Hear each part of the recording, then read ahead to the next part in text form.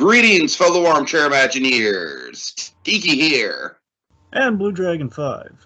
And hot diggity dog, beans as though we're all trapped inside, we figured that we'd watch another DC animated movie. And not just any DC animated movie, folks. This one is, it's hot off the presses. It's the latest one, and it's one of the more anticipated ones. Dragon, correct me if I'm wrong, but people are saying that this might be like the Dark Knight Returns or Killing Joke of the Superman stories with Superman Red Sun. What do you think in terms of sheer anticipation level? Because I'm kind of going into this like I watched the motion comic and that gave me some subtext after I watched the actual movie, so I kind of understand where both sources are coming from here. But I don't really know the impact, Dragon. That's where I want you to fill in the blanks. Like, is this really as big of a deal as people are saying it is?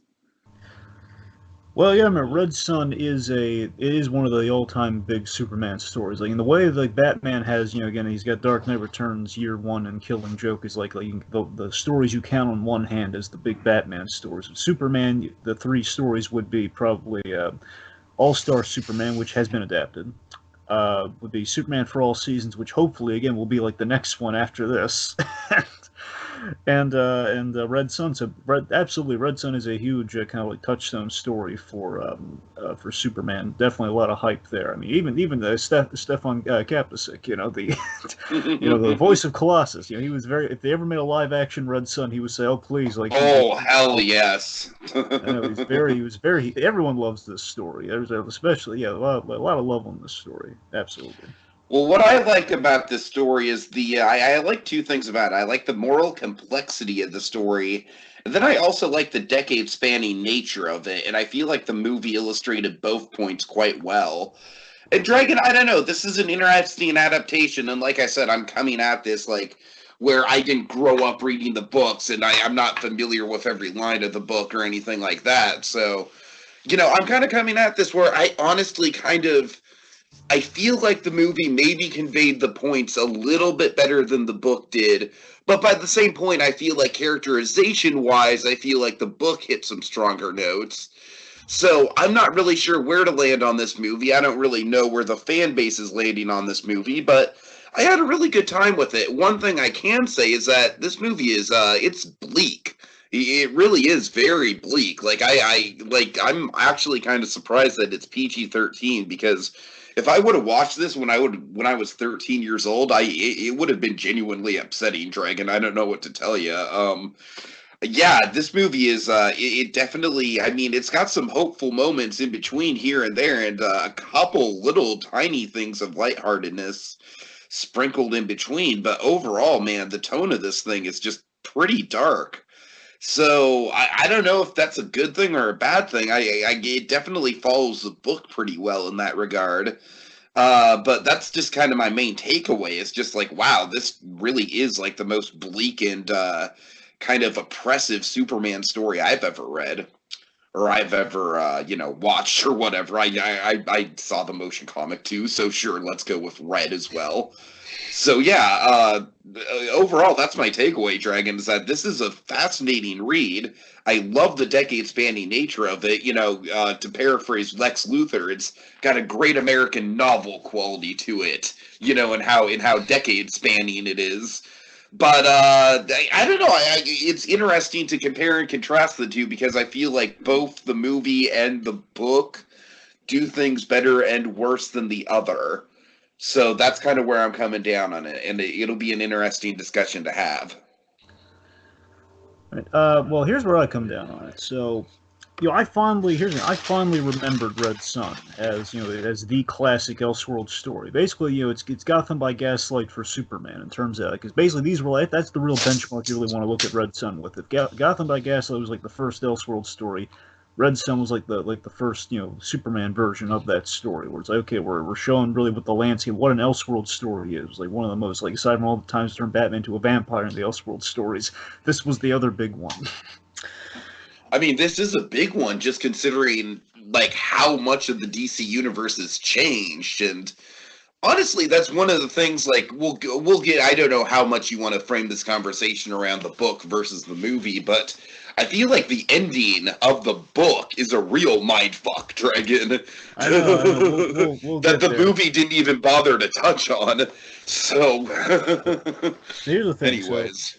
like many people, I very much look forward to this, and I was very satisfied with it. Now, mind you, again, I had distance from the source material. I wasn't like I don't know this like a year one off the I'm Uh, not as familiar with this as like a year one or like a Dark Knight Returns or Killing Joke, but I mean I knew what the story was. I'm saying in terms of like the compare and contrast. I wasn't thinking that when I was watching, which is usually the mindset like going into the animated adaptations with kind of seeing the adaptation, then going back to the source and seeing how it kind of stacks up.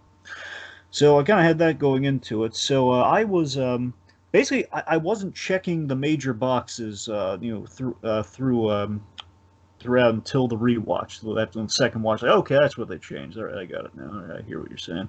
So basically, my takeaway with the piece as a whole is that I don't think it's as smart as the source material, but I think it captures the spirit of it, and I would argue it's more of a character study which I really respect about it. I think there's a little bit more of an intimate, like you're really in Superman's head. You kind of like see kind of the emotional progression. I mean, that's the thing I really liked about it in the source here. And that basically, I think all the changes that were made, I think some people, let me put it this way, the purists, not really happy with it. But again, general audience loves this movie. Everyone loves the movie, but you're like your diehard Red Sun fans, like you had one shot.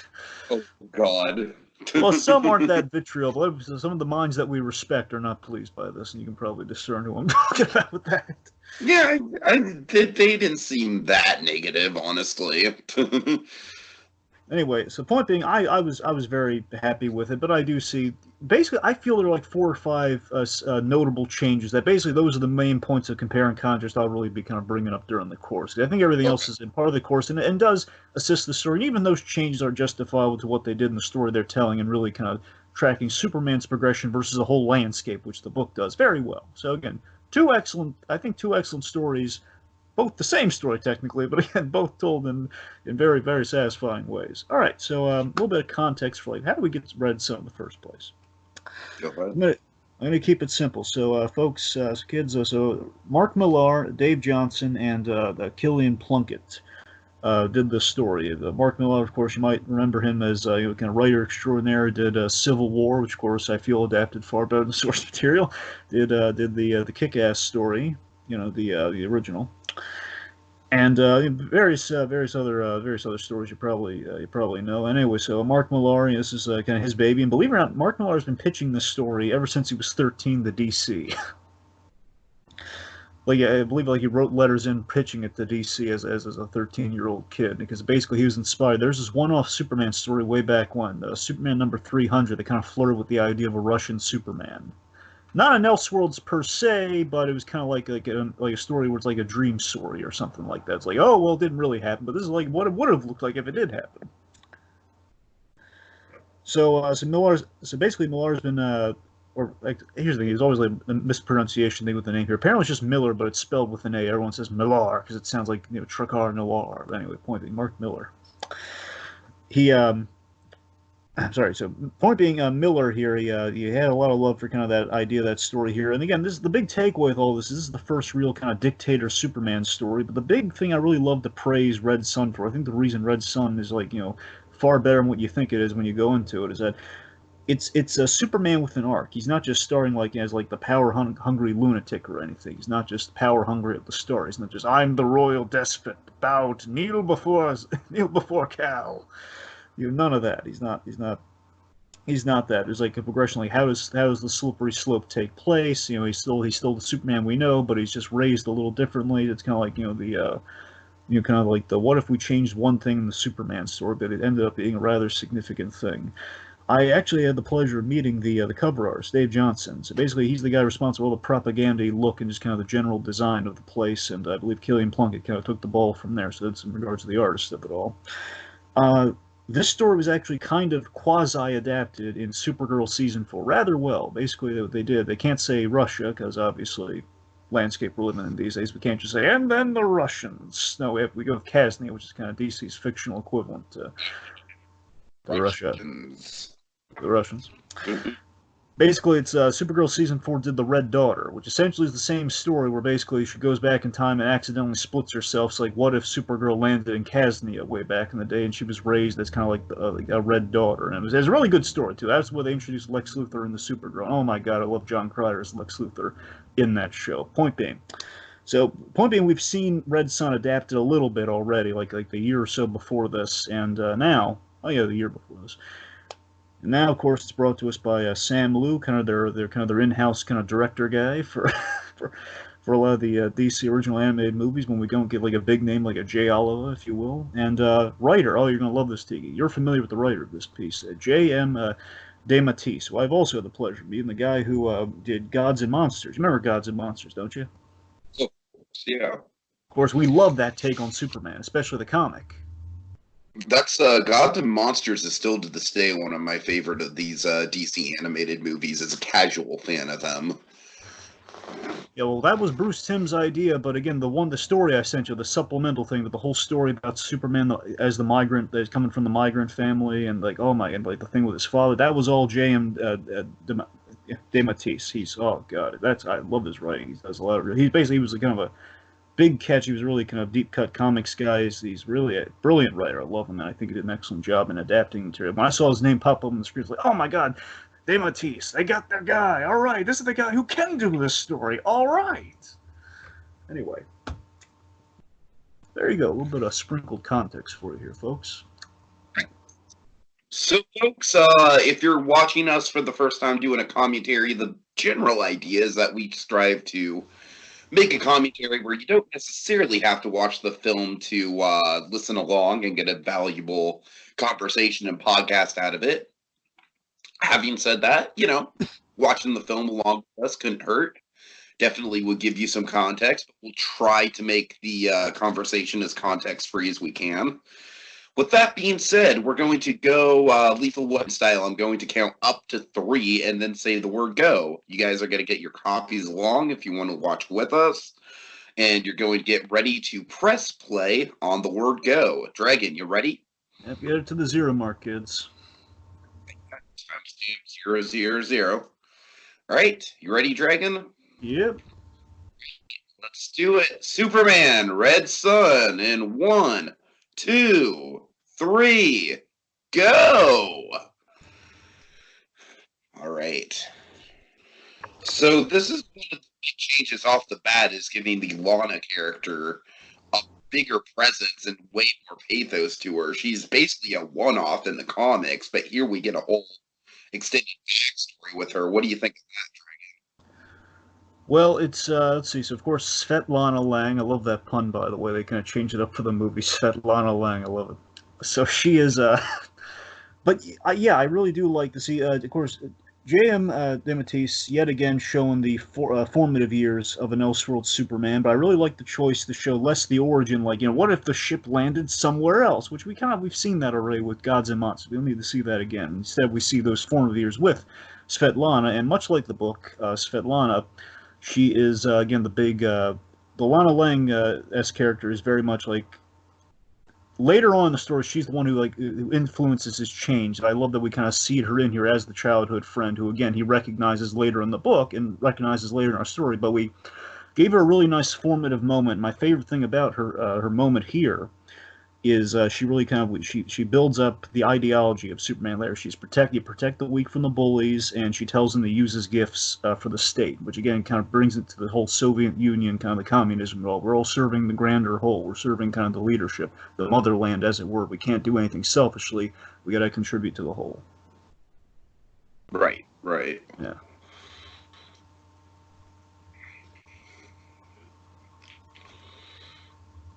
A pretty intimidating little Russian bully kids at the beginning there.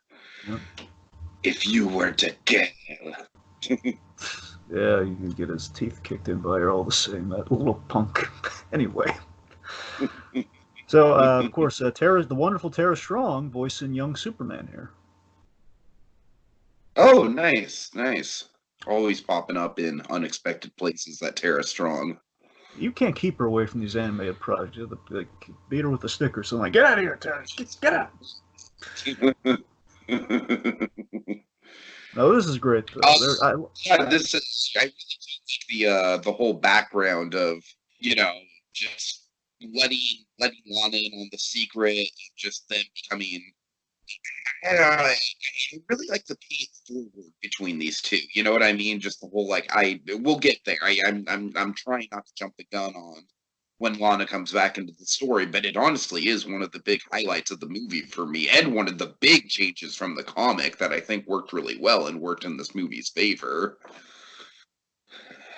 Yeah.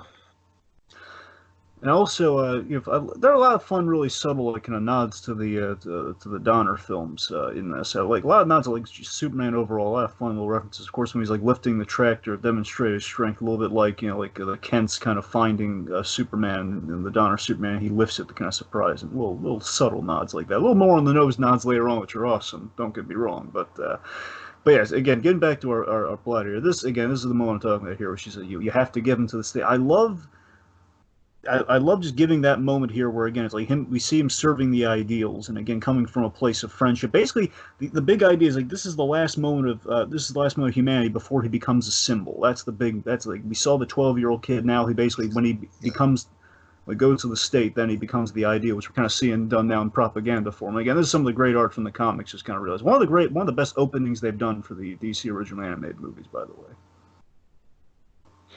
Yeah, I mean, the propaganda really does give you an opportunity to do great art, and as you know, Dragon, I'm just a big fan of propaganda artwork for some reason. It just really fascinates me, like Disney wartime propaganda in particular. But yeah, this is propaganda of a different kind. Man, the striking reds of which is very appropriate for the red sun of it all. Of course, like the Russian sort of national anthem quality we get going on in the music. It's all very striking, very dramatic, and I think it sets a good tone for, like I said, a very dark story to come.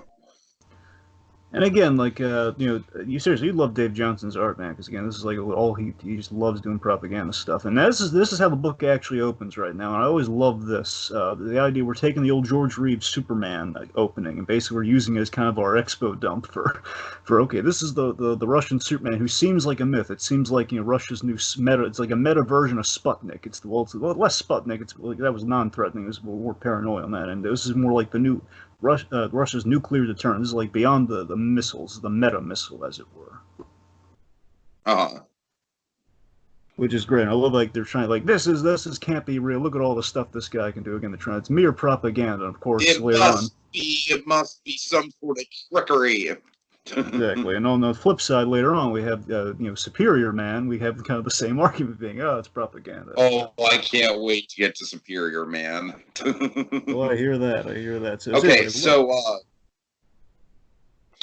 so let's talk about the way that the book handles narration versus the way that the movie depicts Superman, because I felt like that was one of the more interesting changes from the book to the movie. And that in the movie, it's kind of like Superman sort of like omnisciently like looking over everything, whereas you don't really see a lot of personal interaction with him.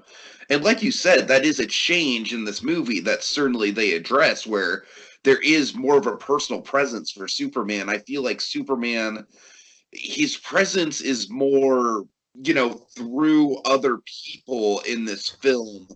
Whereas in the comic, it was more his omniscient point of view that kind of colored your opinion of him either way. yeah. Am I Okay, making sense? no, you are. It's the fact that we're not just basically we're not. It wouldn't play as necessarily the same if Superman was just giving narration, because again, you can't quite have the reveal. If you know it's Superman from the start, it's not exactly like when you read on the page and then you reveal at the end. Oh, Superman was the narrator the whole time. It doesn't quite have the same. Yeah. Right.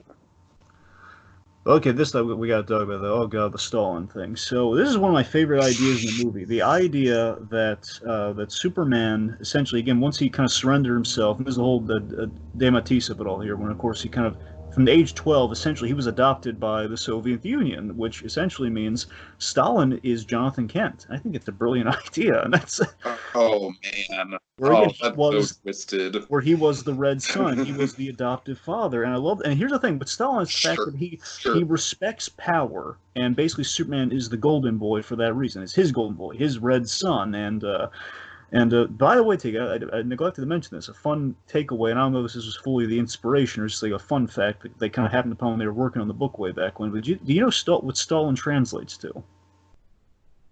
Oh dear God, tell me. Steel man. Steel Man. Get it? Like Oh man of wow. steel, but that's what Stalin's Yes, name I actually get it. translates to. That's trippy. That's trippy. Also, some 66 talent here. William Salyers, the guy who voiced the Penguin in the Cape Crusader stuff, you know, the Batman versus Two-Face and Return of the Cape Crusaders. He does the voice of Stalin. Wow. Small world. So I love how this is a great scene too, where Superman's like I love how humble Superman is. He doesn't want to address the people. Like he's really much like a big idea from the book is that Superman doesn't want to be thrust into leadership, but basically actions kind of like force him into that position here. Where again he's classic Superman, but Soviet loyal. And that's what that whole scene conveys here. Where again he truly believes in the cause. He says, you know, this dam was not built by me. It was built by the Soviet people as we're all serving, you know, serving kind of the mother Russia of it all. And you know, it's like united, we're stronger as one. And it's again very humble and of the people. And again, he's first like he's no hero, which of course frames the whole narrative that no, he isn't a hero. And that's what we're going to see through the course of the movie. He's kind of a hero with a downfall. Yeah, there's a really fascinating arc through this whole thing, and like I said, I feel like the fact that it takes decades to go through it really adds an oomph to it, man. Like stories that really go through the years and go through these different eras of a character really fascinate me, and this one really definitely wet my whistle in that regard. So familiar talent, believe me, as much as I would have loved to hear Stefan Kapusek do the voice of Superman here, again, if they ever do live action, let's go to him. So let's try to amend that. Oh, I'm totally down for that, man. But Jason Isaacs does Even the if it's like voice. the W version of this character, if assuming he wasn't in Supergirl. Sure. So Jason Isaacs does the voices of the Red Sun Superman here, and of course he's voiced some characters before and for DC, and two excellent characters. First one, Ra's al Ghul from Under the Red Hood, which you know I love his performance in that. He's great there, and oddly enough, in Gods and Monsters, he played Lex Luthor in that story. So oh god, how twisted! Played Lex in the other Elseworld story. Right, Now he's right. Superman in this Elseworld story. Oh, visually, I love the Well, don't design. we have a previous, not to jump ahead here, but don't we have a previous Batman playing Lex Luthor as well? Yes, we do. We have Diedrich Bader playing Lex Yeah, here. that's what I thought. I thought he played Batman before. You're right. You know, from Brave and the Bold. That's Diedrich Bader's. Oh, right, right. Yeah, yeah. I love So how he it's kind of plays like 50s. all sorts of like hero villains. Go Right. ahead, sorry. Oh, I love how he plays 50s Lex too. The idea, like, again, it's kind of a Lex who we get kind of all versions of Lex, which is great. You have like the mad scientist Lex to like the businessman Lex to the president Lex. It's all great. It's kind of a little sampling everything. Let's talk about Lois Lane. Lois Lane has a big role in here, and of course, as I'm saying this, we have the big kind of nod to the Donner Superman here, where you know it's like smoking could be hazardous to your health, Miss Lane. Yeah, man. I will say that I think my favorite Lois Lane version in either story does come from the comics and that first meeting, like the whole like, oh, it was a day that nobody would be able to forget because of the satellite, but all I could think of was Lois Lane and the history there, like the what if quality. Mhm. But still, it's definitely a good dynamic in the movie as well. Yeah, you know, Amy Acker, I thought she did a great job here. I thought it was an ambitious choice. I think rewarded enough here. You know, Lois and Lex's relationship is very much in kind of center stage here. And again, Lex is a big player of the book, but I like that Lois is the one who's like, you know, being the voice of the press, is really calling Superman out on, like, you know, you're kind I'm of a little on the blind, show. Yeah, I'm little on the show. Yeah, little yeah. I blind to want to what's stay. going, Sorry, little blind to what's sorry. going on. in things here, like basically calling him out, like, you're not really aware of what's going on in Russia, do you? Where like there are all these gulags and everything, where basically people being locked up for dissidents. And again, I love how like in that earlier scene where he saved the day, and she's saying like, "Would you sit down for an interview and basically let you twist my words?" I love that both of them have a point. I love like Superman. He came there and he's being very diplomatic, and he's making a statement like, "Guys, look, I don't want a war or anything. Kind of put our differences aside to save you here. I mean, we're just trying to help you here. We're not trying to invade," which, of course, again, it's the tomato, depending on who you ask on either side of that in that regard. Mhm. I love how they have this kind of this debate about the American dream versus the American reality and all that sort of stuff. Where again, like you need to acknowledge you have gaps on Lois your side. agrees that there is a distance between there is a gap between the two. Lois agrees on that, and I like how they share that ideology at the very least.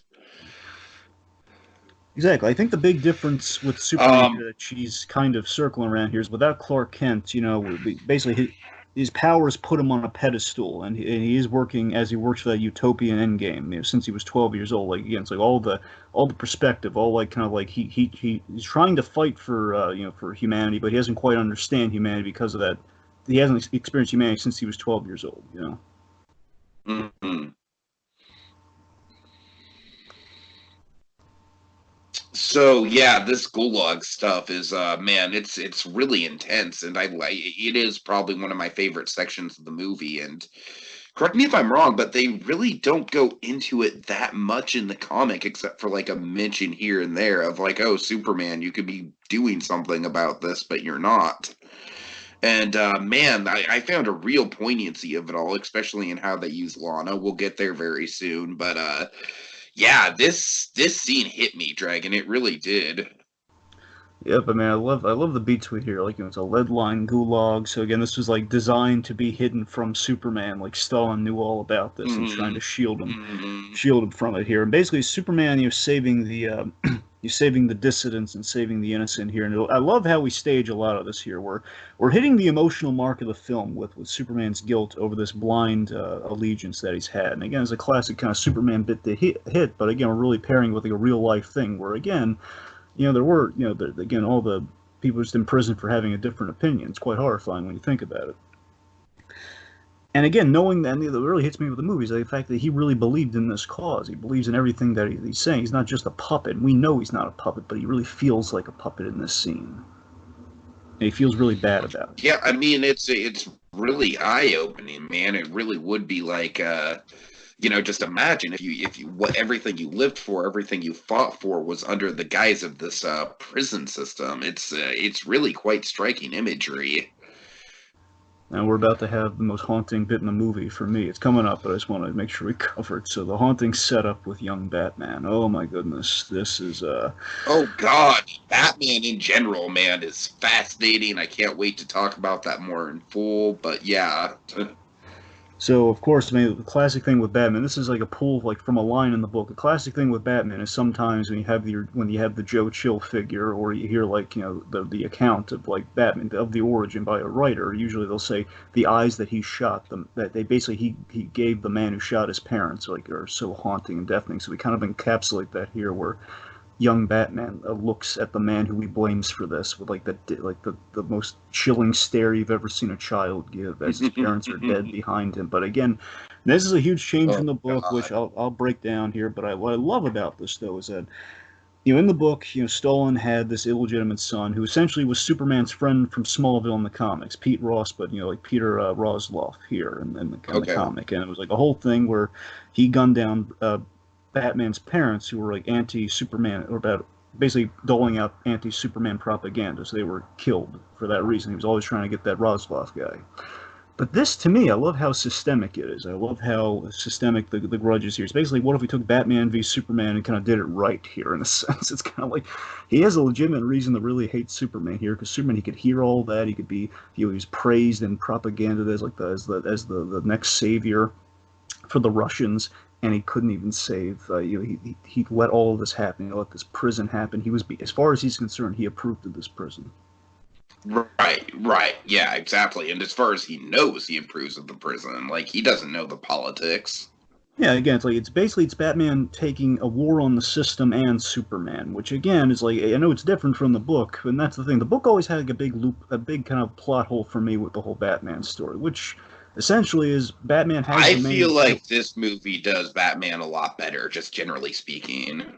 Yeah, pretty much, yeah. Because I mean, again, I like that it changes things up with the origin. It's not just like the origin again, but it's Russian. Like, oh, and he's Russian, But it's like and basically, and Joe Chill was Russian this time. That's the main Right, difference, basically. right, exactly, right. And that's the thing. So yeah, of course, we should really be talking about the Svetlana reunion here. This is now again in the book. It was more of like it was still a powerful moment. There were like Svetlana had children, and basically it was like like why is no one doing anything about this? So basically it motivates him to take a pro. Yeah, in the book it was fine, Dragon. You know what? This is. I'm sorry, I don't mean to yaya through the book, but this is way better. Come on, like the imagery of Superman leading all the people out of the gulag, Mhm. and then Lana just dying in his arms, not being able to finish what she's talking about, but him getting the message all the same. The sunset in the background, Dragon. This is epic stuff, man. This is my favorite moment in the whole film, I think. I love how Svetlana Ah, has these three it's moments. Bloopian. It's Bloopian. That it is. So Svetlana, I love how we have like three moments with her in the entire movie that again like really motivate what Superman does. Of course, we saw in the beginning. This is what motivates him to really take a stand and get really proactive about things and basically make sure this stuff never happens again. And of course, by the end of things, it kind of sets him, turns him back into the 12-year-old kid. By the very end of our story, we do kind of a little bit of a Iron Giant homage. So, but yeah, this is great. So again, she really has defined his purpose all throughout his life, and this is a really big moment with kind of her last. And I love how she's kind of like dies mid sentence too, where again it's like makes things a little Yeah, that's ill-defined what I'm for him. saying. I love the unfinished quality of it, but he kind of has to pick up the pieces of what she meant. That's And powerful remember, stuff. within our story here, with her death, she's the tragic thing about her death too is like the whole like why she was in the gulag because I knew you before. Oh God, yeah, right. Like she was basically Jesus. put in there to make sure that he didn't find out about the gulag, and basically because like they didn't want the as far as the propaganda everything goes, they didn't want people to know that he was like he was kind of a humble, just kind of like kid of the people. It wanted to be like this is like kind of our super weapon. No one can really trace him to anybody. So that's why she was like thrown in there, which is tragic. And again, with her death, Superman loses that last connect he had to humanity. He has no Clark Kent. He has no friends really, and this is like closest thing he had to friend and family was Svetlana, and she's died. And of course, going forward, again, like with these human connects, it just keeps getting stripped away from. Again, I feel that's why he's kind of making these questionable actions all throughout the piece. He keeps losing those human Oh yeah, tempers. absolutely. Okay, Yeah. so this is an absolutely riveting scene. This is probably one of the most controversial changes from the book. Where in the book, Okay. Stalin he just dies from poisoning. It's basically a poisoning. Superman couldn't save him. Boo hoo! And then Superman he fills in the void reluctantly, which is it's fine. But this it's a little more dramatic, a little more cinematic. And again, it's him. I feel he's taking Stalin's words. And he's basically okay. Well, he's basically being kind of shaken out of his apathy right now by Stalin here, who's basically saying all the bad stuff I did was necessary, for the greater good. I was good for the greater good. I did this, but in terms of certain people have to die for the betterment of humanity. And Superman essentially he takes that as like I couldn't agree with you more. In that moment, he kills Stalin. He lasers him with heat vision, which again is a very like he practically murdered Stalin there. But the idea though is he's going to kill this guy to prevent the deaths of other innocent people, to prevent the deaths and imprisonments of the innocent, which again is a very noble goal. And I love that in this moment it's taking one of the greatest things from all of Superman, from the Donner Superman, if you will, the son becomes the father story. Basically, you think it's not just a reluctant Superman story. It's literally Superman becoming his kind of his father figure in a sense. He's becoming the next Stalin and killing his father. He's doomed to become him in a sense, which is really interesting. Sure. I just love that idea. so much, and that Superman's trying to do it better than Stalin, but by the end of things, he's going to end up being kind of a worse Stalin, which is tragic. So I love the tragic element within that moment in the story. So that's why I don't have any problem with him like lasering Stalin. Because as we see, the Superman not perfect, so it's fine that he. Well, I mean, it's not like he's this is the same argument I had with him snapping Zod's neck. It's like it's not like he's lasering Jimmy Olsen or something. He's Yeah, yeah. lasering a dude who's clearly bad. You know what I mean?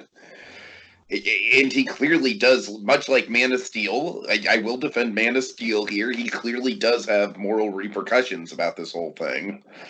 But yeah, I love the guards just bowing down to him though. Like that's a powerful image. And look at that face. Yeah, Look at that face. no. Look at that face, any, Dragon. Tell me there's not moral complexity right there. See, this is why I lean a little bit more towards the movie with moments like this. This is what I'm talking about here. We have like the tear, and the fact that after he did that, if honestly, it would be more of a problem if he didn't have an emotional reaction after he did that. And I love that we kind of have that in the movie. That's what I'm saying. That they make sure that happens.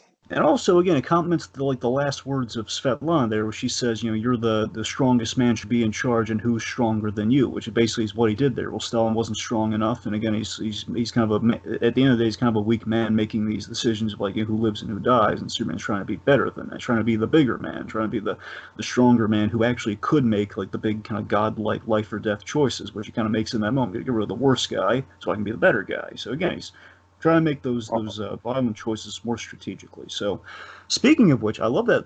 As great as all that is, I love that Lex Luthor orchestrated it technically because he kind of, Lex Luthor being as smart as he is, he knew, okay, Stalin's probably going to get killed once I give Superman this, once I have Lois give Superman this file, and that's just brilliant. So I love that. I love all the games that Lex is playing all throughout. This is a giant chess game that is the movie that Lex has in his mind. Oh, he totally is, man. He totally is. And honestly, I'm not sure if I think I might like the comic version of it better, just because I feel like in the comics his plan is a little bit more intricate.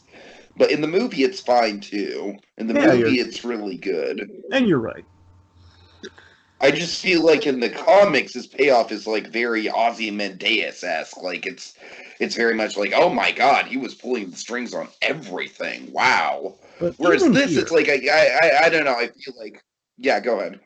No, I mean, even here with Lex, what we do have is still pretty fun and intricate. Where again, remember, he was on the phone earlier to Eisenhower, asking if he can drop a satellite on Metropolis. Which again, he was going to drop it. We show how ruthless Lex can be, but again, it's like he's basically in this war with Superman for his own ego before it's about the protecting of the nation. It's like I want to beat this. I want to beat their Superman. I want to see if I can outshine that guy. And I'm like I'm going to drop a satellite Metropolis. One, to just get him there and kind of put in this political thing, get the whole Lois Lane plan in play. But mainly what I'm doing is I'm gonna clone him with that said satellite, which is basically what he's doing there. So again, he's gonna clone him and essentially kill Stalin, all with two major birds, two eagles with one stone.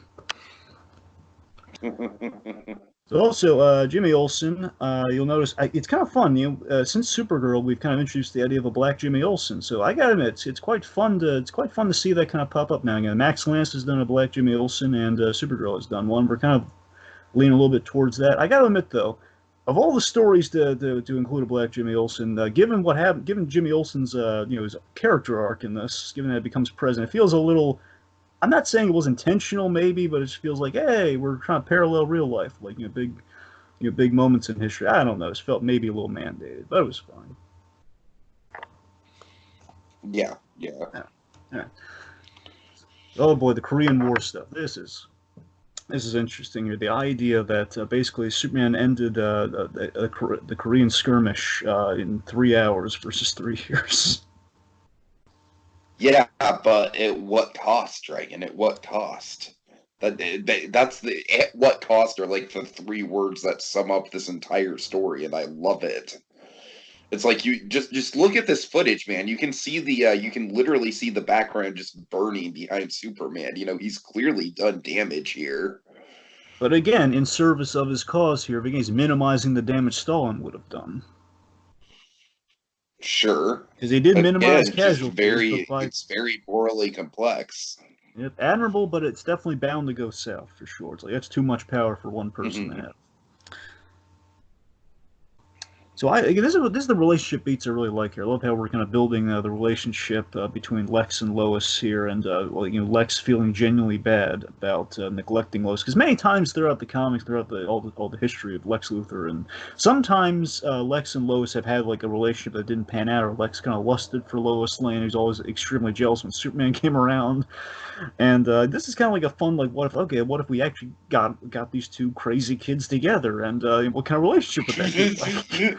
And again, this is where we get the idea of, okay, if we took Clark Kent, like the whole Superman out of the equation, as in like Superman he lands somewhere else, therefore like, there's nothing stopping these two kids from getting together. So it's kind of the ingenuity right, yeah, of that choice. I love the anniversary gift. I think the anniversary gift was such a great idea. It's the black and white chess piece. I thought that's just such a sweet gift. And he name dropped Miss Tessmacher, Miss Tessmacher, which is always fun.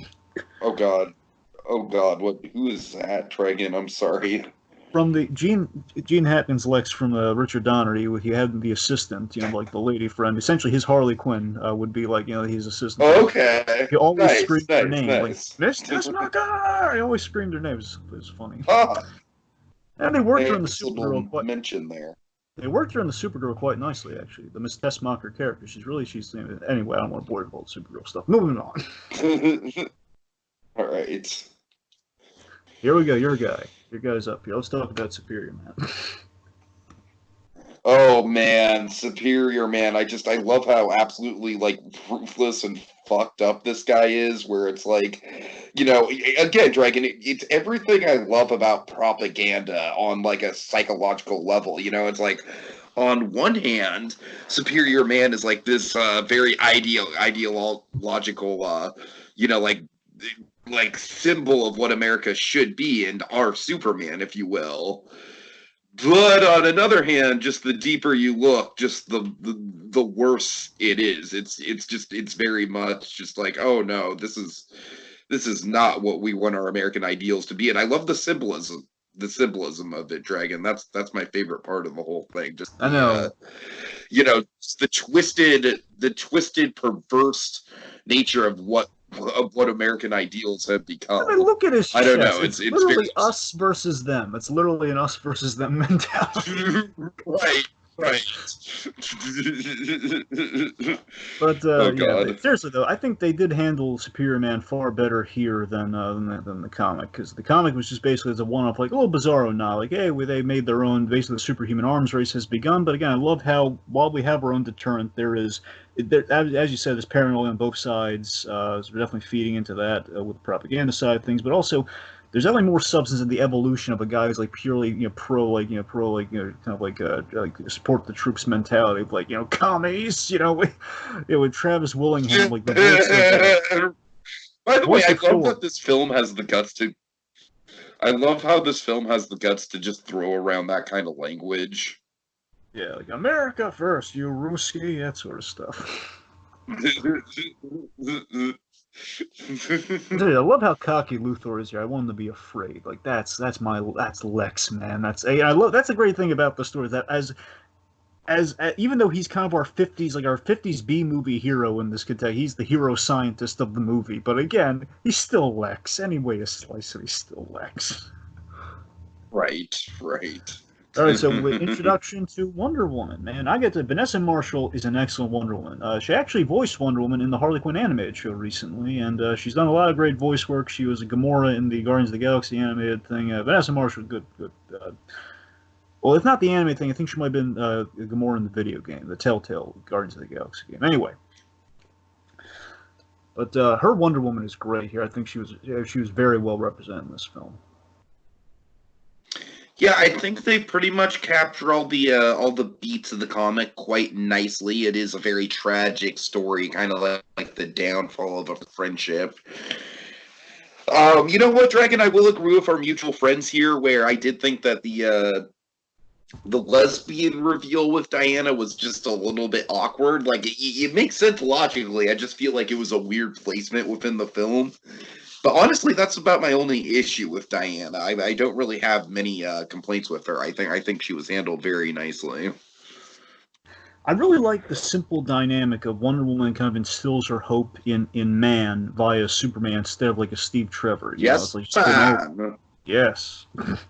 So she's putting all that faith within Sorry. like the best that you know like basically the best that the Soviets have to offer, which is Superman, who essentially is kind of like the best man on best man outside of Themyscira she can find. So again, like the best man and the best that Russia has to offer, and of course this is gonna.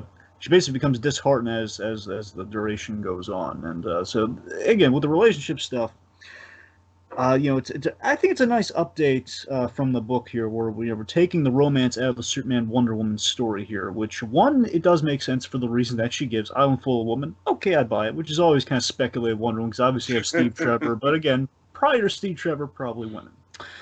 But two, and this is what I like most about it, it makes the betrayal feel less by the numbers of like I loved you. It's like we're taking the I loved you out of the equation. It's more Right, right. It's genuinely based on friendship, yeah. so it does have bigger stakes involved there, I think. And again, while maybe I don't know, maybe a little choppy in like the whole like the follow up scene that happens again, we keep it brief, but also I love that it's I love how mature they take it here. Superman's like, okay, well, it was more of again, in a sense, I could be reading into it far too much. I like it. It kind of shows Superman as the progressive Russian leader, who it's like he's not. He was doing the kiss, as he says, to try to kind of flaunt. It's kind of like how to exude confidence and kind of flaunt masculinity, which this Superman is not comfortable doing, but is the custom of Russia. Kind of the masculine Russian man is like, you gotta try to romance the women. So again, he's very uncomfortable womanizing. I love they kind of cuts that out from the front. I just want you to be a friend and we can trust each other. And the friendship is forged quite nicely. So yeah. Yeah, I like how he's genuinely relieved that sex isn't going to be involved. Like that's refreshing for a Yeah, superhero character. exactly. That's the thing. It also adds a little bit of loneliness to Superman too. Or again, yeah, he really can't It have. does. It does. He really Totally. has no partner for him, especially with Lois Lane kind of taken the way she is with Lex here. So it's like, yeah, it's not really in the cards for him. And again, no sped lines. The man has not really had a life because he dedicated his whole life's mission to, the whole utopian goal. I should Right. mention this here Right. too. Of course, you see Superman in his nice fancy duds right now. I love that within the costume itself, there is an evolution of the costume. It's my favorite idea from the book. Superman! I'm sorry to interrupt you. I just love that roar. Oh god, this guy's so cool. I love the progression of the costume where you have like the gray and the gray and the like red, the Russian colors on the suit, and then basically it gets more like the outfit that you're seeing now. It gets more dictator kind of premiere-esque through the suit. It's like right now it's kind of classic Superman. Then he's gonna get gloves, gonna get like the neck piece, and it's just gonna get more like black as it goes on, which is a really smart choice. And I think they realized it kind of perfectly here. Now on the scene that we're on right now with the whole Superior Man versus Superman, I love that basically, I love how Superior Man starts out as a puppet for his government. They all kind of start off in the same places where Superman was initially a puppet of his government, and this guy is fully a puppet of his government. He's trying to help Superior Man. I love that he's trying to help Superior Man throughout the fight. He's trying Right. to, Right. he's trying to tell him, basically, the idea is that Superior Man's been blinded by the whole truth, justice credo. Truth, justice, the American way. Of course, the way he says it, this is just great, the most aggressive version. Truth, justice, in the American way. G.I. Joe! Yes, we take the loud, brutish uber patriot versus the reserved kind of power, kind of power that resides on ceremony and respect of kind of the two cultures. I love that kind of clash that we're having here. I love how our Superman kind of calls Superior Man out, and how he didn't pull this when he saved Lois Lane and everybody from that satellite in Metropolis. You come here, you stir up trouble, you're causing all this damage. You're invading me. Of course, the whole like who's going to invade who really feeds into the third act, so we're kind of teeing that up a little bit here within all the action. Oh yeah. Oh yeah. Yeah. But again, it's great empathy that Superman extends throughout this fight too, where he's saying, "Like, I understand how you're feeling, but we don't really have to fight here." And of course, once the heat vision gets involved, it's kind of hard to take that back. But okay, here's where things get really tragic, and this is such a great. So this is why we did the Bizarro thing so much better here. Oh my god, what we did with the Bizarro Superman stuff is it's so tragic. How Lex is just boosting Superior Man again, the whole more power approach, where again it's kind of like we need to again it's kind of the old arms race mentality. Well, we got to outdo him. Let's overcharge him. He's not running at full capacity. I said hypercharge him. He's not a man. He's a machine. He's a weapon. So leaves all the power-ups and the sheer damage that is inflicted upon Superior Man. Basically, Superior Man turns into full-on Bizarro Superman, which is always a Always a great idea when we do like Lex cloning Superman, creating Bizarro Superman. Where I love that we see the progression where he starts off identical to Superman, and then basically the looks get all kind of like mismatched, and he gets all craggly and then all white and everything. It's like I love when we do that with the. I remember I showed you the Superman the animated series thing where they had the Bizarro episode. Such a good episode too. I was benchmark of Bizarro Superman story. This is great too. Right. And again, we basically Bizarro Superman. The look of him is kind of the ultimate symbol for the perversion of the American way, which is the whole point of Superior Man here. It's like the sad truth of America having the mentality we're going to do whatever it takes to win. And again, ultimately, against the more direct version of that, where ultimately Superman is I'm doing whatever it takes because they forced it upon me. I'm going to do whatever it takes, which is interesting.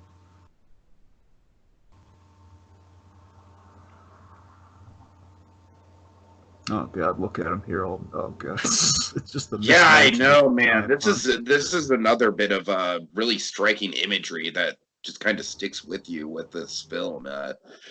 Oh God, it really is just very, I don't know, kind of just disturbing and somber in the way that God, I don't know. Again, the movie just has me again. I love these moments of. His voice crackling is really what gets me, just American. It's like, oh God. Yeah, but seriously, with Superman here, these moments, you have more breathing room in the movie versus the comic, which is kind of odd, given the comic has more space when you really think about it. But I love that you really feel Superman like showing this creature some compassion in the end. You're like, what is happening to you? And of course, like him once he sees the melted camera, which is too horrific. It would have been R-rated if we saw the melted camera within all this, I guess. Is just this great like reveal shot of like Superman discovering like the camera, like Luthor, you did this to this poor creature. That's how he knows Lex sent this. Well, he knows Lex sent the guy. But he knows like, oh God, you did this to him. Oh my God, it's so horrifying.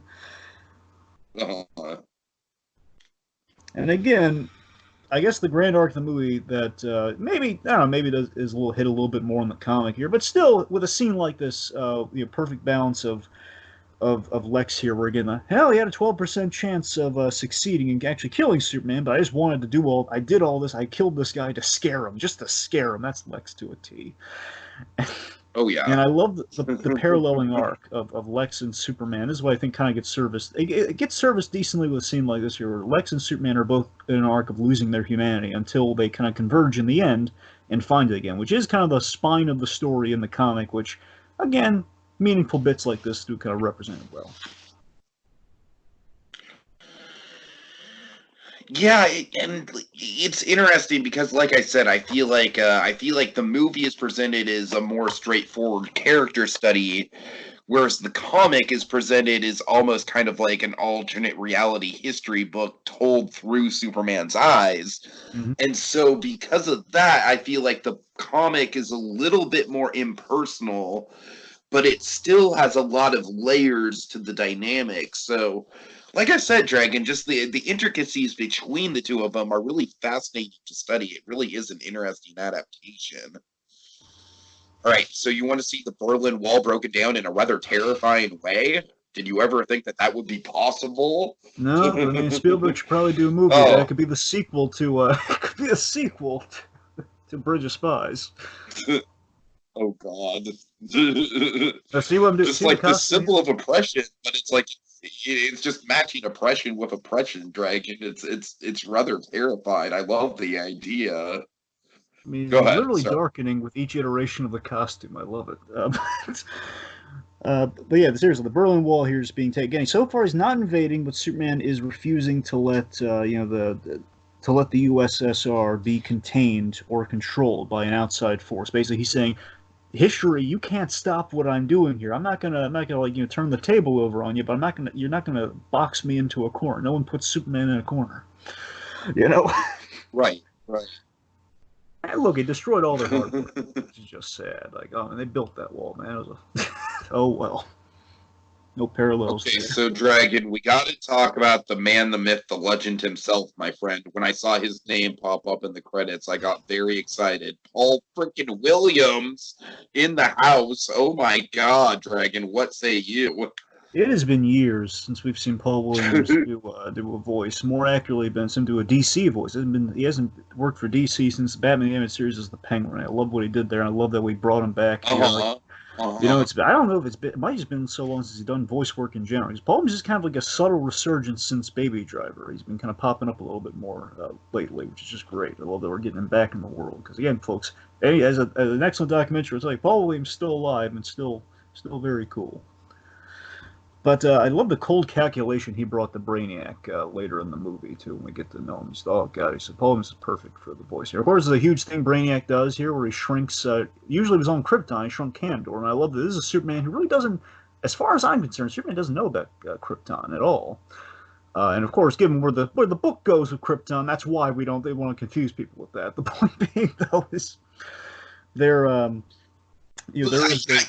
Yeah, I don't know. I mean, I want to talk about where the book goes with Krypton if we have a minute at some point. Well, I was going to save that for the end, but that's what I'm saying. Like, right, as far yeah, for sure. I'm just saying, put a check mark in that conversation because I think it's fascinating. I'm with you too. It is fascinating, but again, like that's the other big change of the book. Honestly, it's like that and the whole killing Stalin thing. Right. So this is great. So again, so I love now we're in 1966. Again, this is a great pun too. Like, oh God, in '66, guess who emerges?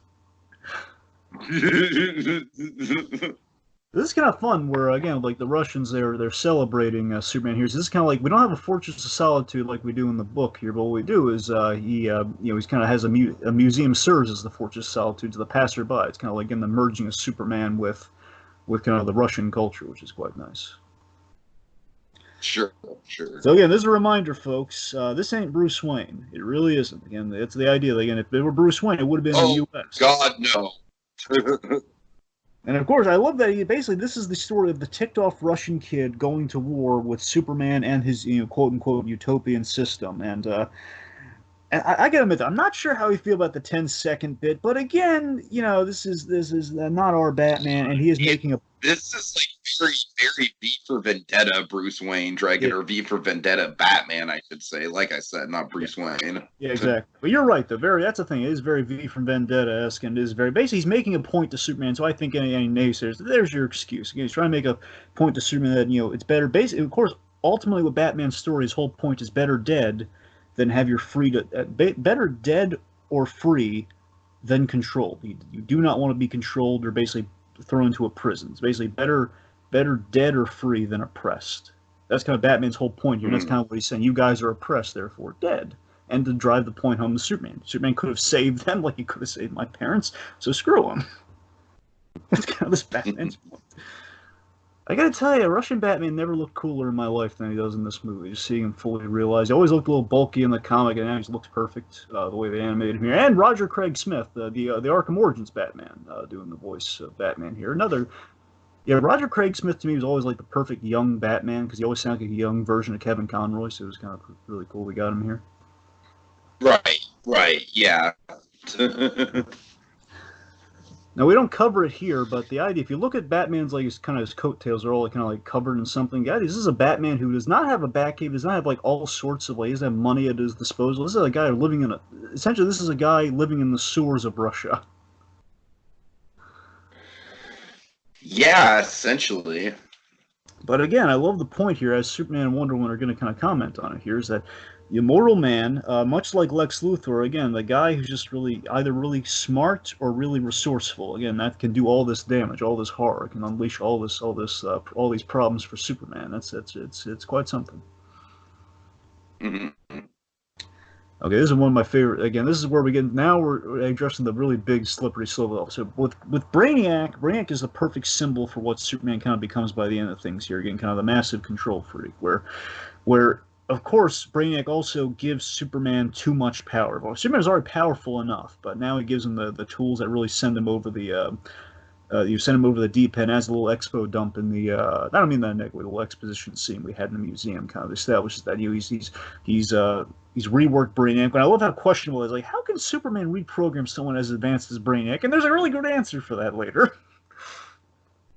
The fact is, the whole reprogramming thing. He doesn't kill these guys, but he's going to do something debatably worse to them than just kill the dissidents in it. But again, he's being really sympathetic to them. You guys have been brainwashed. I have a solution for that though, which is oh god, so horrifying.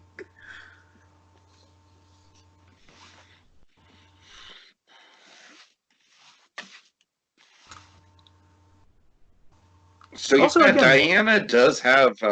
I feel like Diana has a little bit more to do in this than she does in the book, and I feel like her downfall is much more played up, like the whole lasso thing, which we'll get to. I feel like in the book it is dramatic, and it is like, oh my god, look what you've done to me, Superman. It does have some resonance to it, but man, in the movie, it's horrifying. so we have it's so rare that you ever see Kennedy in animation. I got to be honest. So it's really great to see him. Post 60s, like post early 60s Kennedy. This is a trip. It is. It is. Now here's the fun thing.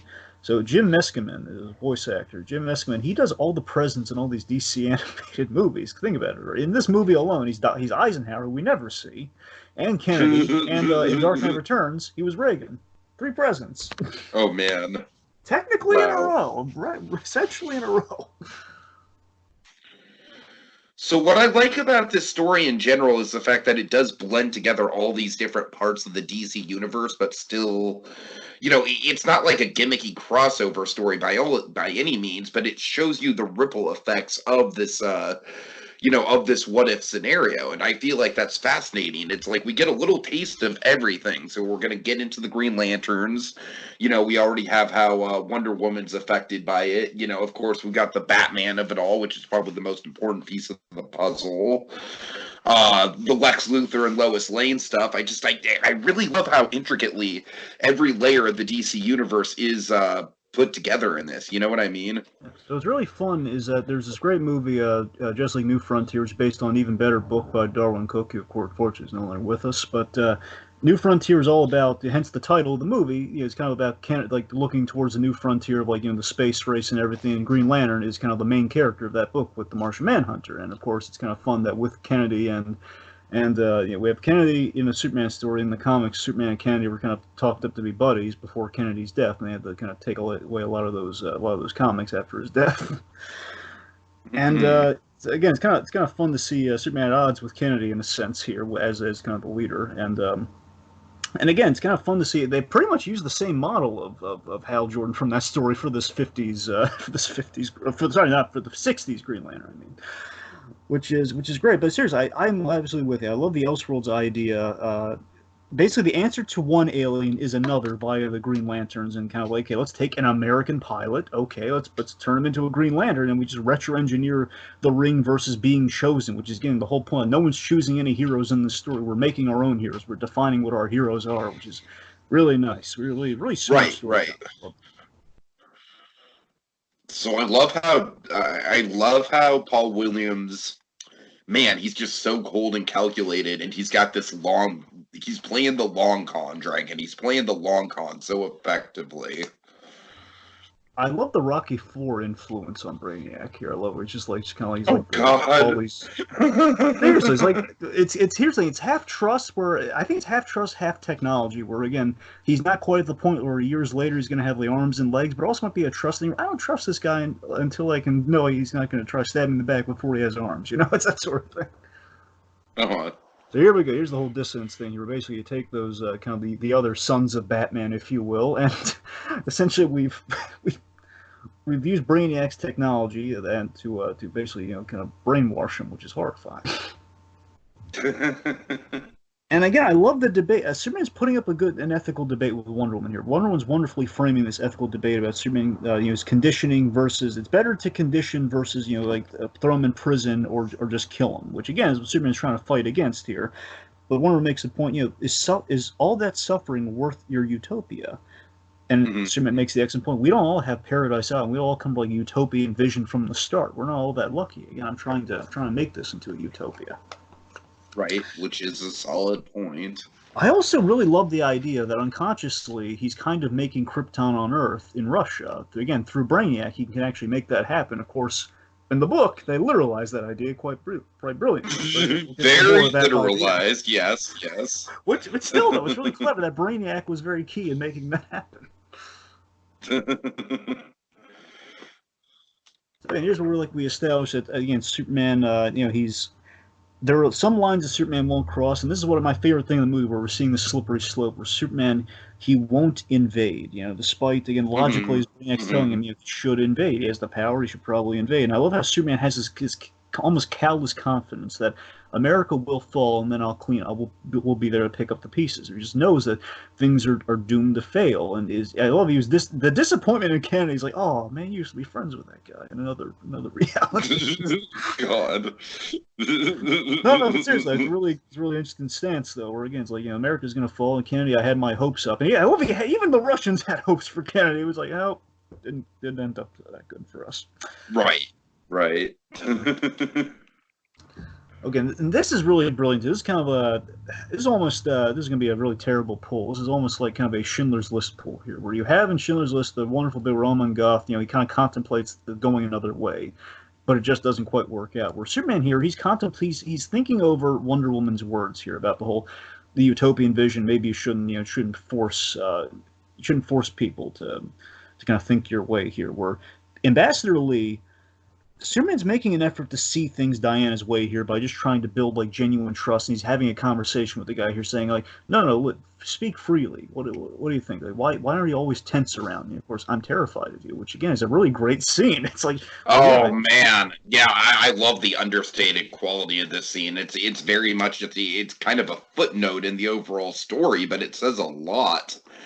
It's like, yeah, even the biggest allies, even the people that Superman helped the most. It's like, because think about it, Dragon. Like I said, Superman especially in this Korea thing, he did take a very Ozymandias style approach of all right, I am totally gonna save you, and it's totally gonna be a swift endeavor, but it's going to scar people, man.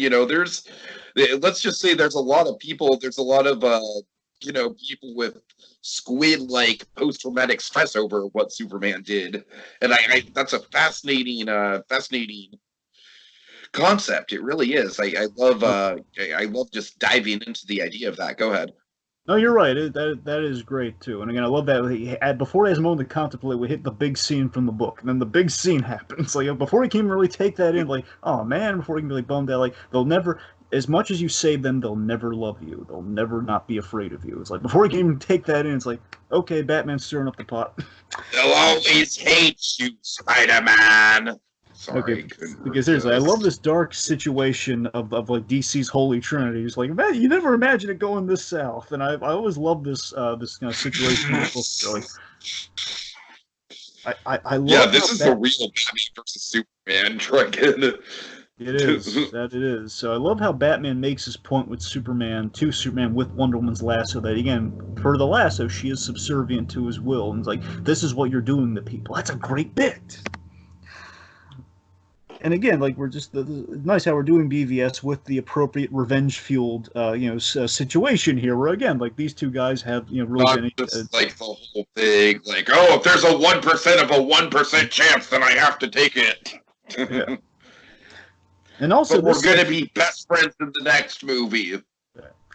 But no, seriously, this is what the big takeaway from Red Sun. If there's any one takeaway from that story outside the whole potential for Superman to become a dictator, it's that historical showcase of the Red Sun weakness. Man, that's the big takeaway. This is a landmark scene from the book. Hence, kind of the irony of the Red Sun title here, where I love how fair and symbolic the Red Sun is. Where of course, when you use the Red Sun on Superman, he becomes one of us. He's brought down to our level. Mm-hmm. It's science and ingenuity defeating Superman, and of course, it's kind of throwing the whole "you thought you were the Red Sun, but look, it's a kind of a reminder that you're not one of them. You're not human. This is a reminder of your actual home. This is where you are a Red Sun, but not a Russian Red Sun. It's just so many great layers to the Red Sun thing. Of course, gives an excuse to show that Superman really should have trained outside, just be omnipotent and powerful. It's more than throwing a punch; it's more about knowing how to fight.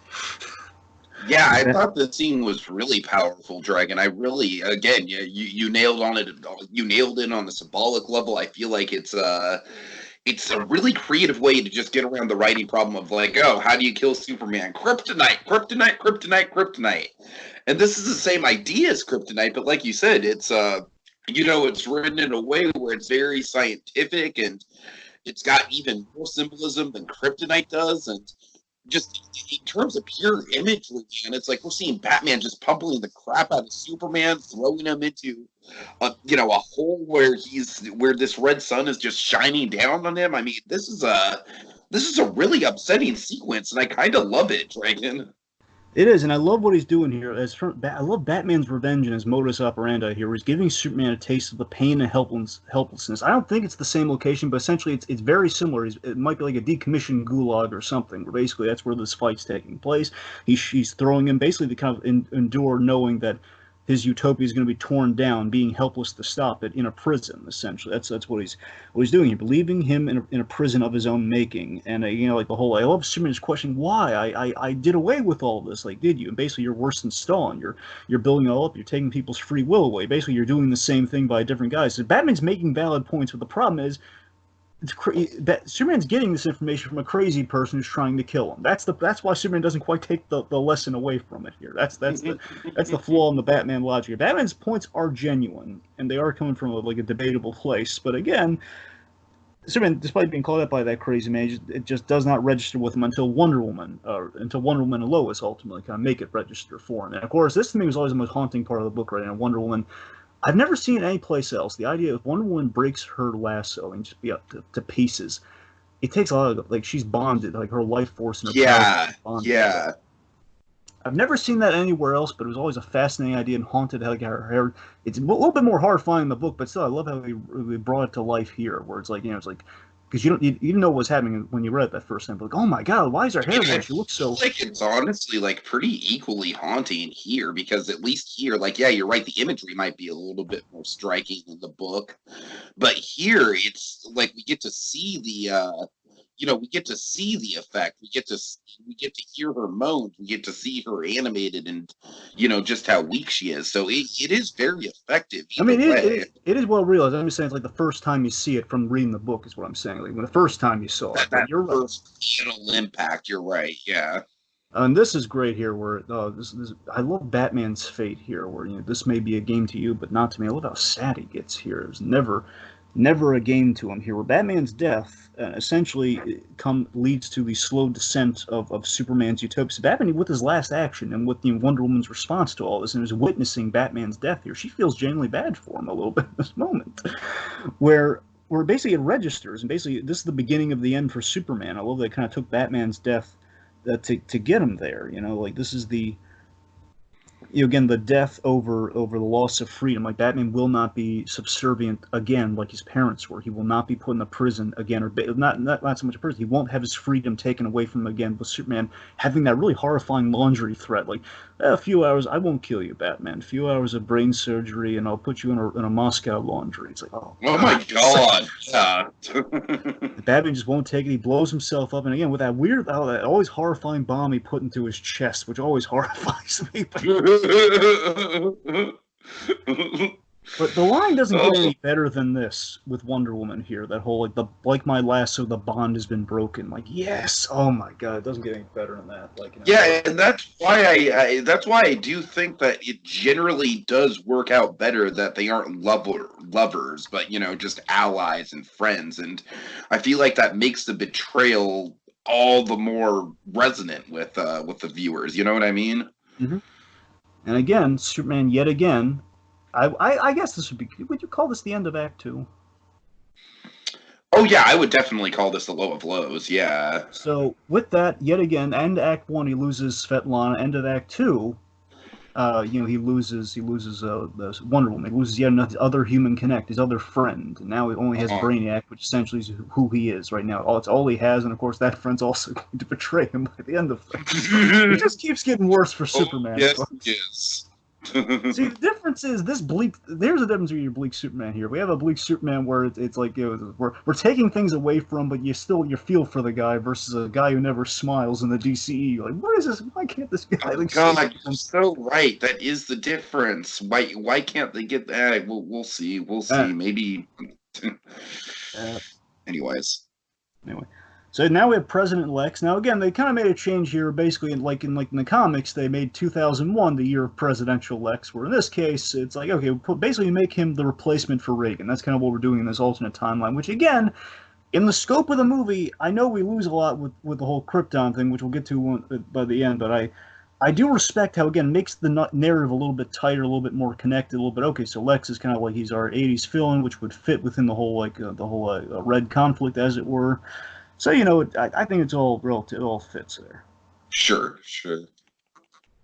And they're both kind of these again the cautionary symbol of Lex has, basically Lex and Superman again paralleling each other.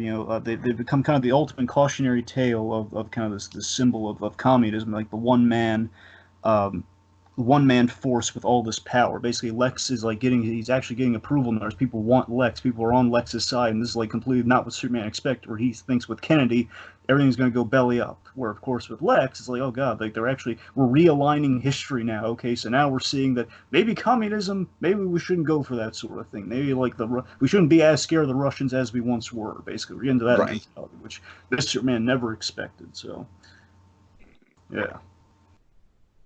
And again, like he's showing some friendship towards Brainiac here, and it's like this is the thing. It's the only friend he has left is Brainiac, who's basically all logic and all just telling him like, okay, you should. How twisted is that, by the way? Just in an alternate reality point of view, like Brainiac is ultimately Clark Kent, Superman's best friend. I know it's not Clark Kent, but you know what I mean. Yeah. He's just the logistical advisor. That's literally what his role is. He's just advising him of like the cold, calculated move. He's basically the devil on the shoulder, as it were, saying, "Hey." Oh yeah, totally.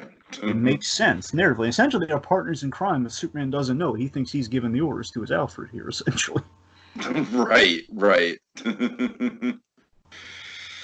Okay, here we go. I love this is one of my favorite scenes. Yes. Here's a little bit like this this Jon Stewart bit is like one of the few bits of comic relief we get in the whole thing. Commander Jordan, we have an unidentified coming in really freaking fast. I don't know. I just the delivery of that makes me chuckle, Dragon. It's like a little bit of levity, a little really freaking fast. It was really great. Now, of course, a lot of fans are really excited about the Green Lantern stuff here because that's Phil Lamar doing Jon Stewart yet again, which is cool. And I love how each of our Green Lantern kind of battalions are an actual Green Lantern. You have Hal Jordan as the colonel giving the orders, and you have you have Jon Stewart, and you have Guy Gardner, of course, being the scaredy cat of the group.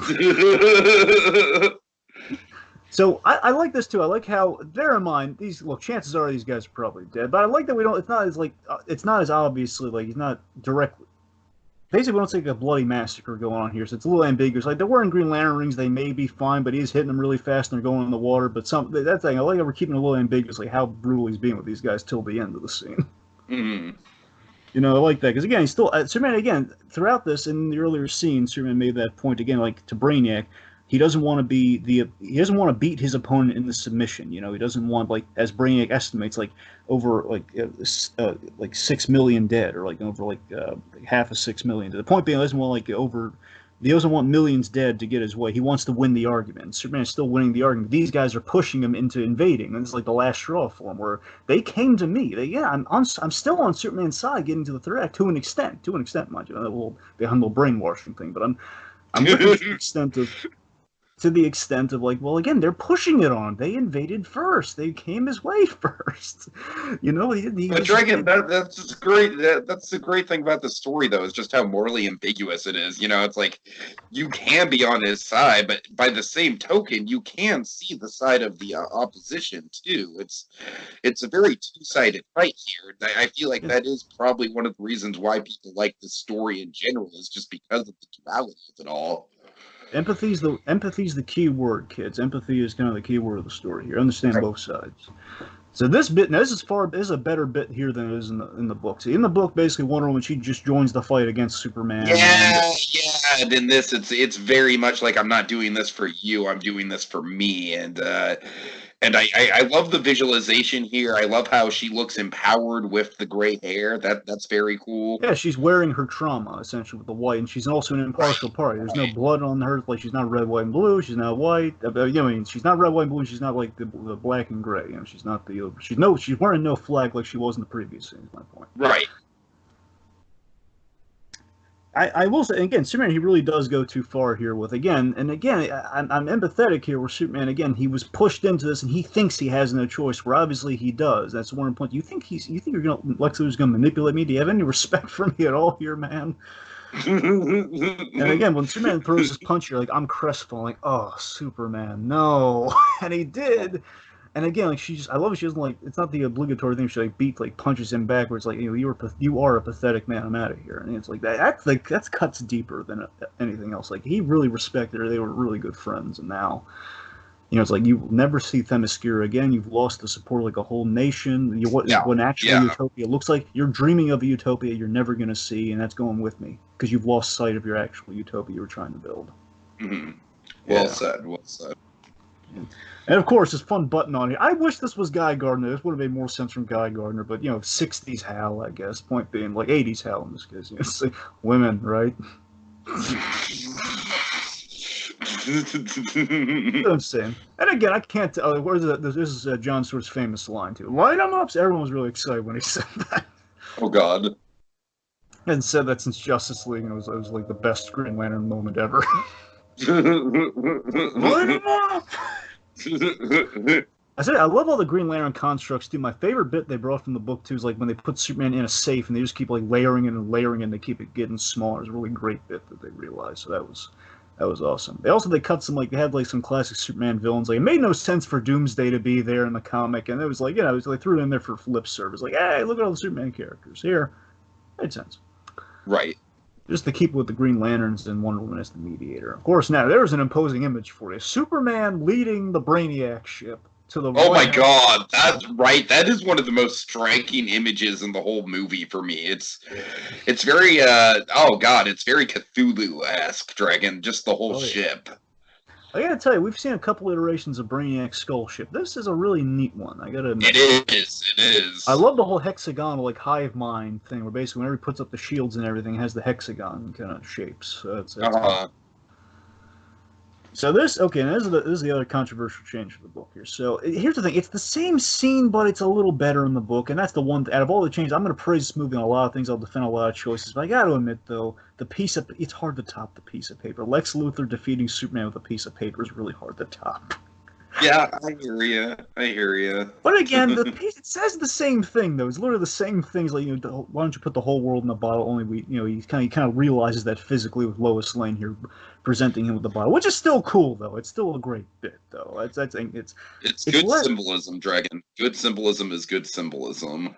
True. Absolutely, and again, I love Lois Lane being the one to kind of like I feel like this is a very like Bong Joon-ho level of symbolism right here. If you've seen Parasite, like you know what I mean. Like this is I don't know. I just feel like it's very heavy-handed, but also just very essential to the story at the same time. So it's heavy-handed in a good way.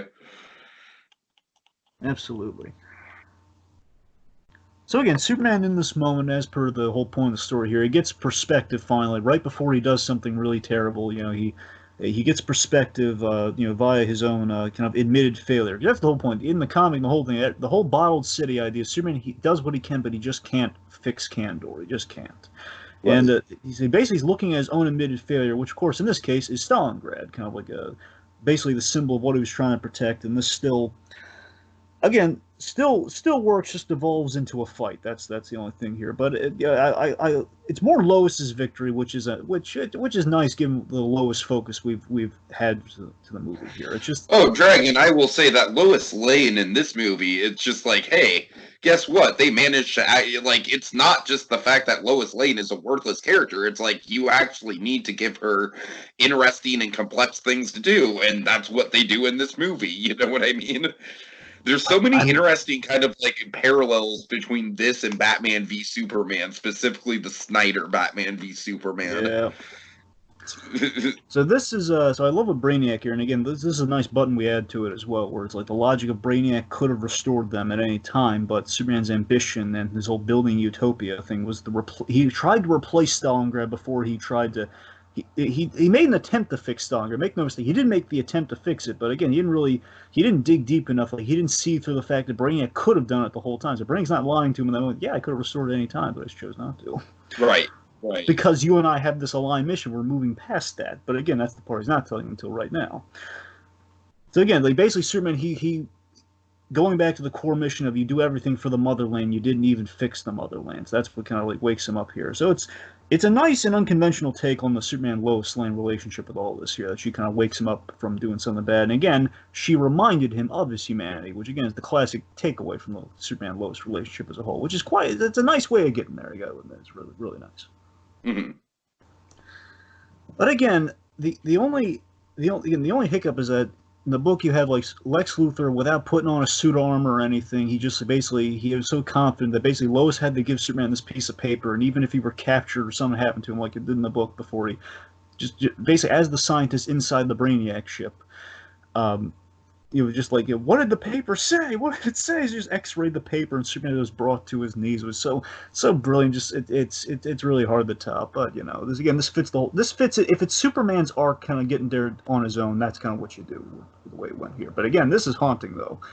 Never seen this before in my life. Just Brainiac basically blasting the bottled city to pieces in Superman's arms. So horrifying, killed millions of people. Yeah, that's what I'm saying, man. That's why it's like I think both versions work, and ironically, because it's on the written page, I think the letter, Lex Luthor's words work more efficiently in the book. But here, it's a much more cinematic, and I feel like that works for the movie. So I think we kind of get to have our take too in this regard. We do. I mean, honestly, like the reason I really bring it up is because we have a bit like this right here again. Lex shows up, he's in the suit, and it's like, it's basically it's cool. It works. It's like it's fun spectacle. It's Lois. It's Lex and Superman coming together to save the day, which is perfectly fine. Which again still happens in the book. Only now he's more. It just basically feels like a little bit of mandated. Actually, we need Superman and Lex to fight with each other to defeat Brainiac, who was the real bad guy the whole time. It just feels a little like, yeah, that's the only thing. I don't see the problem with that, honestly. No, it's not a problem. It's just a casual fan, but that's like, yeah, that seems like a cool enough climax. It is cool. It just feels like, and it turns a little beat 'em up versus the whole intellectual versus the piece of paper. That's the only knock I have. But again, it still works. Don't get me wrong. It still works perfectly fine. So. Yeah. Oh man, you want to set up the Iron Giant of it all, Dragon, because we very much do get into that. Of course, talk about snake eating its own tail here, folks. We're again Iron Giant. Superman. Very classically framed around the story of Superman and set around the Cold War, kind of the Cold War 50s. And of course, very much sacrifices himself at the end of that story, and very much you're still in kind of the midst of the action right now. Basically, what's going to build to is Superman. Basically, Superman and Lex, after they vanquish Brainiac, after they've kind of defeated Brainiac together, Superman goes the way of Iron Giant, selflessly saving the day and earning Lex Luthor's respect in a way, which is really a nice touch too. Which is again like him. The truth is, I think the bigger truth of the movie with that is that both sides. This is the big message of the movie to me, in terms of the political sense of the movie, is that if both sides work together. Think of what good they could have accomplished. They could have taken out 100 Brainiac ships, if they just worked together. They could have made They could have made the world Krypton ages ago. That's how we could have fit into the movie. They just worked together. It's basically it's a symbol for the the U.S. and the USSR. If the two sides work together, again, that's the whole point of your Superman and your Lex Luthor on the opposite sides. When they come together, they can do something quite nice. Which kind of makes the sacrifice Superman makes even more tragic. But thankfully, much like Iron Giant, some people a little too hard to kill. Thankfully. I love this too. Again, I love he's just so ticked off at Brainiac. He can melt through the shield and everything. Saying last time basically Brainiac teased him saying, last time I let you, he let himself get defeated that one. That makes it even better. It's like when Oh Trunks like, oh, God, yeah, it's like it really does make Brainiac just the ultimate villain of the whole thing, which and bravo to Paul Williams for pulling off just like I said, a very subtle, very kind of scary and calculated performance in this. oh yeah.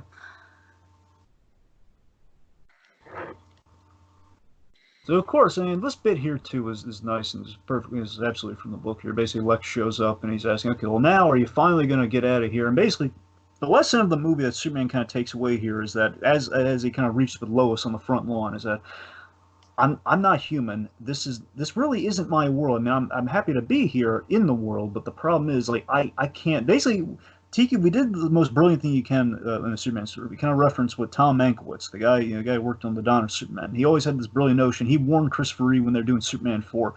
Superman can't get involved in politics. He can't deal with real world situations because Superman can fix the world's problem overnight. Mm-hmm. And it always gets muddy is the point here. And that's kind of what Superman, like, with all that power and you being a visitor from another plane, you have no stake in the conflicts of this world, as in you can't take a side. You shouldn't take a side. Again, kind of the whole Superman 4. You can't just take all the nukes and throw them in the sun. You can't make that godlike call. It's not right. This isn't your world. And that's kind of what the end thing is here. It wasn't Superman's world, and I love the ultimate solution to things here, where basically Superman goes off-world, saves the day, and from another alien threat, which is Brainiac, kind of takes the alien thing out of the equation, so it's back to just being kind of the old Politico of it all, which again settles after we take kind of the big what-if element out of the story. And then ultimately, it's just kind of this. Ultimately, I just love the whole Clark Kent idea at the end of the movie. I know I'm jumping ahead here a bit because it's going to go by. No, it's fine. It's fine. I feel like we're at the Iron Giant stuff, which we've already talked about. So, the Clark Kent thing, and it's very reminiscent of the ending of the book, and I feel like that was pretty satisfying to see the book and the movie kind of come together in that way. But I love the ambiguous quality. I love how we're like 99% sure he's back, but it could be Lois just playing tricks with her head, I feel like in the book it's much more clear, like Superman's narrating it, and then in the movie we see him walk away, but that just could be Lois Lane's ideal, like she hopes that he's walking away. I don't know. I like how they kind of pull a Nolan on it on the book. I hope I'm not blathering, but well, I mean, I don't think it's that ambiguous. But I will say this though, I do love Superman. I like that it's at least ambiguous to Lois.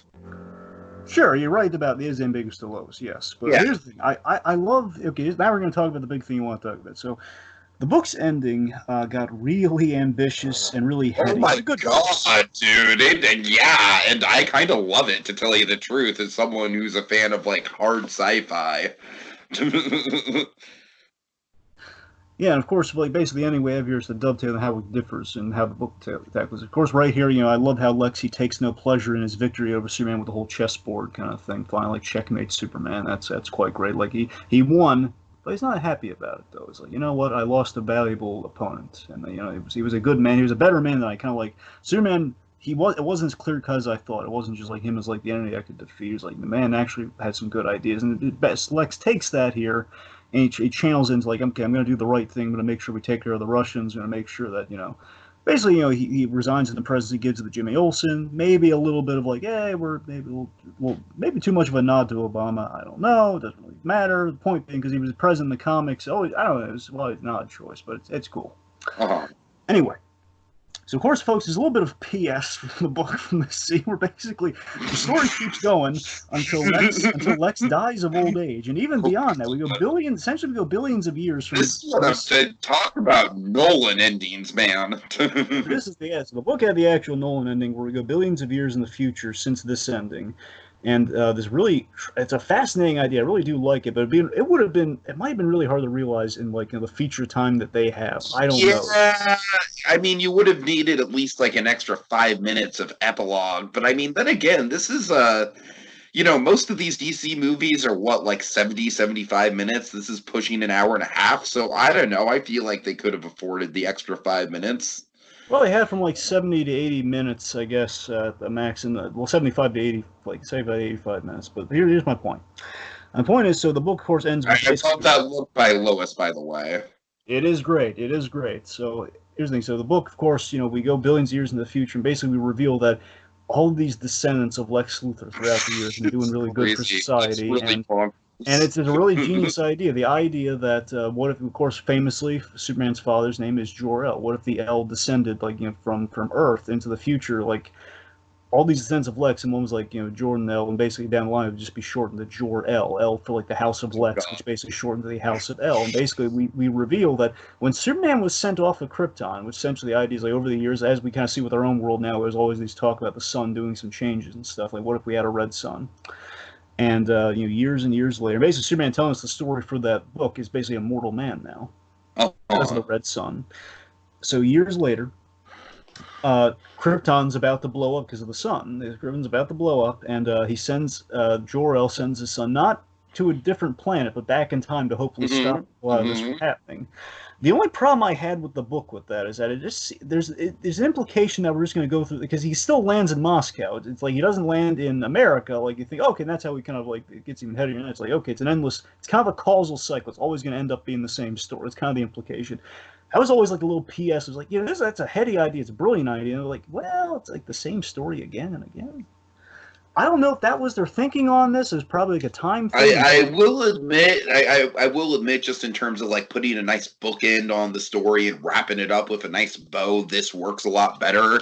Whereas the comic, it's just like, wait, what? The comic just kind of leaves you with this note of just like, oh my god, like wow, that was a long term plan there, buddy. It is, but yeah, with the ending that we do have, just the comic, because again, I really do love the ending of this movie. Yeah, yeah. I love how Soviet Superman is hiding amongst the Americans as Clark Kent in the classic outfit, which is great. And it's just Uh-huh. this he's embracing the life they never had a he had never tried. He's blending in with humanity instead of being the guy who makes the decisions about humanity. He's blending into it versus like the life he had. He never was able to grow up since he was that 12-year-old kid, but now he's getting to live that life and kind of like truly get to know humanity, just to blend in amongst them. And it was, it basically was his time to he's given this time with a clean slate. He's given a clean slate, as it were, which is quite nice. And I don't know, it was really nice. Hmm. It's kind of a nice button. That's the thing with the story, where again it's less heady ideal. It's just more like a perfect button of where the story was. Where at the end of the day, like was the one element Superman didn't quite see realized. It would be Clark Kent, but also it's the fact that what is the big purpose of Clark Kent? It's the fact that it's about the humanity. It's about like Superman not having to make these calls. It's like giving him the outlet. Again, it's like kind of it's why the alter ego exists in the first place. Otherwise, he's just going to be Superman all the time, which is maddening. And then has all these like you're in this position of power, like Superman has to take a political side. He's bigger than God. What is Superman doing on his off Sure, time? He sure. better be curing Yeah. cancer. It's like, well, maybe he just needs a break from it all. And that's what Clark Kent is. He's a break from it all. And it's quite refreshing. Again, it rounds out the narrative quite well. It's like Lex and Lois are going off to retirement. Everyone gets a happy ending. And we're in good states after seeing like a really trippy, a really fun what if story for Superman. That's kind of what the whole point It's is. not fun, Dragon, though. It's a really heady, trippy what if story. I wouldn't call it fun. Well, I mean, it's a Like fun I said, I concept. think the most fun we have is with with the two Green Lanterns. Like it's coming in really freaking fast. Well, I mean, it's like a fun opportunity for a story, is what I mean. Not like a fun story, but it's like fun. Let's shake things up, It's a man. feast for the brain, Dragon. Some comic books are candy bars for the brain. This one is a feast for the There brain. you It's like a go. three Feast. course meal for the brain. Okay. All right. Feast for the brain. I like it. All right. All right. Final thoughts. Final thoughts. I like this one quite a bit, Dragon. I think it's up there with some of my favorite of the DC movies. But like I said, folks, I'm definitely not hardcore into the comics by any means. I honestly think this one does some things a little bit better than the comic it's based on. But like I said, I do think there are some things that the comic it's based on does better as well. So I think it's a really interesting compare and contrast between the two, and I'm glad I got to experience both and kind of analyze them side by side with each other. But this one just does, it's got a lot of really interesting media ideas to it. Its tone is just really bleak and I'm not holding that against it at all. It's very unique for a Superman film to be this dark, but unlike Zack Snyder's Superman, it still captures the hopeful feel of the character quite nicely. And the Batman stuff is really compelling. Like I keep saying, I love how multi-decade this is, and it really does just makes it feel, very, very epic in scope. And yeah, I'm a fan. I liked it a lot. Glad we explored it. Final thoughts for me. You're never gonna please all the diehards. You never are. It's a fact of life, kids. But the fact is, this is a different take, but it's very close. It's very satisfyingly close, and again, stronger in some elements as we've kind of like talked through here. It's a solid film, and it's a genuine attempt. It's not. Look, it's not the I wouldn't call it the best adaptation. It's no Dark Knight Returns because again that's when they have like the carte blanche, like do two parts, do everything, and just like they stripped out the narration. But aside from that, perfect.